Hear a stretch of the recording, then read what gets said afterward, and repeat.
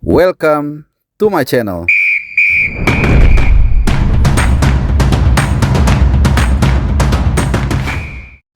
Halo, selamat datang di channel Bung Harpa. Selamat hari Rabu. Karena saat kalian menonton video ini, gue yakin sudah memasuki hari Rabu. Walaupun ini gue rekam masih menjelang pergantian hari. Nah, teman-teman semua, langsung aja kita akan bahas soal Piala AFF U23 yang baru saja berlangsung, di mana kita semua sudah tahu hasilnya 8-0. Ya, kita menang atas Brunei Darussalam. Satu hasil yang sebenarnya tidak terlalu mengejutkan kalau kita melihat perbedaan yang menganga di antara dua tim ini. Tentunya gue nggak usah terlalu detail ya membahas bagaimana jalannya pertandingan, karena ya itu dia, kelas kita mungkin bukan hanya dua, mungkin tiga level di atas Brunei Darussalam. Jens Raven mencetak double hat-trick 6 gol, kemudian diantaranya ada Arkan Fikri dan juga Raihan Hanan. Gue akan bahas secara umum aja terkait dengan hasil ini sebelum kita nanti akan ke Malaysia atau ke Kuala Lumpur. Jadi saat gue rekam ini sebenarnya gue lagi packing, lagi siap-siap untuk subuh nanti terbang ke Kuala Lumpur. Jadi itu kita tinggalkan dulu ya, walaupun tentunya ini juga cukup menarik ya untuk kita tunggu hasilnya seperti apa, dan pasti kalian gak sabar dan gua akan live dari sana. Nah, terkait dengan hasil,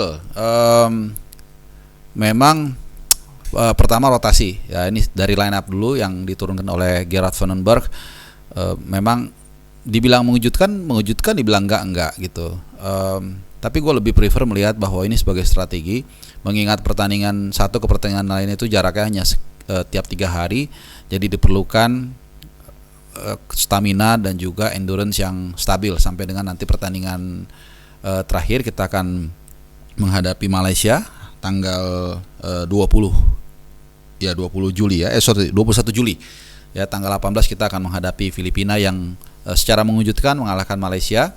Jadi rotasi ini yang menjadi alasan di balik line up yang kita lihat tadi, di mana Cahya Supriyadi, kiper yang paling berpengalaman, justru dicadangkan digantikan Ardiansyah yang juga menarik ya dari PSM Makassar. Jadi PSM saat ini punya 2 wakilnya di tim nasional senior dan juga kelas usia, satu lagi Reza. Kemudian di belakang juga tidak ada Kadek Karel. Ini juga tidak mengejutkan karena dengan kondisi seperti ini saja kita bisa menjaga clean sheet dan tidak ada shot on goal sama sekali. Jadi kalau digambarkan secara umum ini mungkin seperti kita kali ini jadi Jepangnya, Brunei jadi Indonesianya, mungkin seperti itu kira-kira menurut gua ya. Kemudian Donitri tetap dipasang. Ini pemain yang menurut gua bersama dengan Muhammad Ferrari yang paling berpengalaman, tentunya juga bersama Jens Raven. Kenapa? Karena Jens Raven walaupun dia tidak punya experience misalnya main di Piala Asia U23, tapi ya skill individunya bisa kita lihat. Salah satunya gol saat ada long pass yang kemudian dia menggunakan speed dan juga body balance-nya merebut bola dan kemudian mencetak gol, memplacing ke sisi kiri gawang dari Brunei Darussalam. Jadi kemudian juga ada Arkan Fikri, ini juga pemain yang sangat berpengalaman. Gue masih ingat betul waktu di Piala Asia U23 dia menggantikan Ivar Jenner saat kita menghadapi Korea Selatan. Ya, kita sudah capek banget itu saat itu. Kemudian Arkan Fikri masuk. Jadi ada Arkan Fikri, ada Muhammad Ferrari, dan juga ada Donitri Pamungkas. Ini jebolan dari Piala Asia U23 tahun lalu.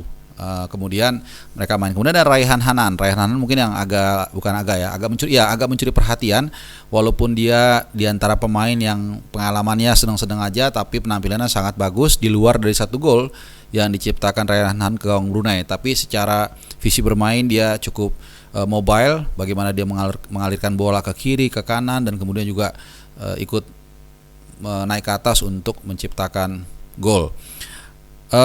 Pertandingan nanti yang berikutnya kita akan menghadapi Malaysia tanggal 18 Juli. Jadi ini 1 hari setelah drawing round 4 ya, kualifikasi Piala Dunia.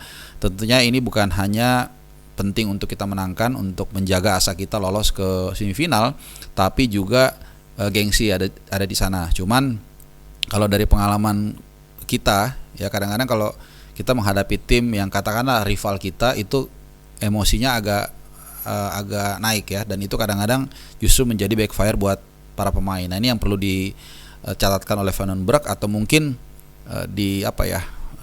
diberikan suggestion atau saran, karena mungkin dia nggak terlalu tahu ya bagaimana situasi rivalitas kita, supaya pemain itu tetap stay humble, tetap cool, dan tetap bisa memainkan skemanya seperti yang ditampilkan tadi. Untuk lawan Brunei sendiri memang sulit untuk menjadi tolak ukur ya, seperti yang gue bilang di awal, kelas kita sangat jauh dibandingkan Brunei. Dan kalau kita lihat di babak kedua pun kelihatannya itu Vandenberg meminta Raihan Hanan dan kawan-kawan untuk masuk gigi 2 bahkan gigi 1 ya. Jadi lebih kepada ball position, kepada untuk menjaga superioritas tanpa harus terlalu bernafsu lah untuk mencetak gol ya. Jadi dan kemudian juga menjaga kondisi seperti Jens Raven yang kelihatannya agak sedikit kram, dan supaya dia bisa tetap fit sampai dengan nanti mudah-mudahan sampai final kita bisa juara di turnamen kali ini.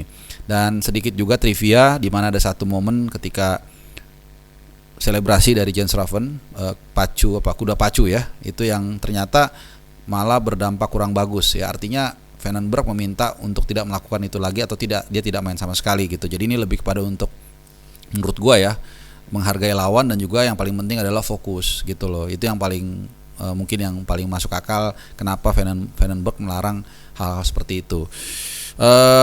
Soal pertandingan nanti kita masih akan tentunya melihat ya seperti apa line up yang ditampilkan tim nasional U23 saat menghadapi Malaysia, tapi besar kemungkinan pemain-pemain seperti Cahyo Supriyadi, kemudian Karek Arel itu akan kembali tampil di luar pemain-pemain utama yang memang menjadi tulang punggung tim nasional U23 sejauh ini, termasuk juga Jens Raven yang total saat ini sudah mencetak 6 gol. Jadi secara nggak langsung atau sampai saat ini dia menjadi top skor sementara di Piala AFF U23. Ya cukup menjanjikan, tapi jangan lengah, jangan puas dulu, perjalanan masih panjang. Tapi saat ini ya kita apresiasi dulu ya penampilan dari para pemain Indonesia yang tetap fokus dan tetap memainkan gaya mereka, meskipun lawan memang di atas kertas sudah hampir pasti kalah lah begitu ya. Nah teman-teman, sebelum gue tutup ya, buat kalian yang nontonin sampai habis supaya nggak ketinggalan, jadi ikuti terus channel Bung Harpa, jangan lupa subscribe. Kenapa? Karena besok hari Kamis saat drawing round 4, di mana gue akan langsung di FC House. Jadi ini eksklusif ya, kalian akan tidak lihat di mana-mana. Jadi kalau gue live nanti itu hanya bisa untuk yang subscribe gitu untuk sementara. Jadi untuk menyaring spam judul, karena kalau kalian yang rajin mengikuti channel gue, waktu penyambutan tim nasional senior di Kansai di Osaka di Jepang itu banyak spam judul gitu. Jadi gue minta kalau kalian memang mau nanti mengikuti bagaimana detik-detik bersejarah ya drawing round 4 tim nasional senior kita di kualifikasi Piala Dunia 2026, subscribe supaya bisa nonton live reaction kalau kalian mau nonton, supaya untuk itu tadi menghalau spam judul ya teman-teman semua. Mungkin itu dulu update-nya. Jadi gue siap-siap mau packing karena pesawat gue nanti jam 5.15 pagi banget. Stay tune terus, nanti gue juga mungkin akan ya coba ke attraction-nya di Kuala Lumpur, Twin Tower, Petronas, dan juga kita akan coba ada satu restoran Indonesia yang menarik di dekat AFC House. Terima kasih teman-teman udah menyimak video gue. Sehat selalu ya, jaga kesehatan, jaga keselamatan, dan stay happy. Adios.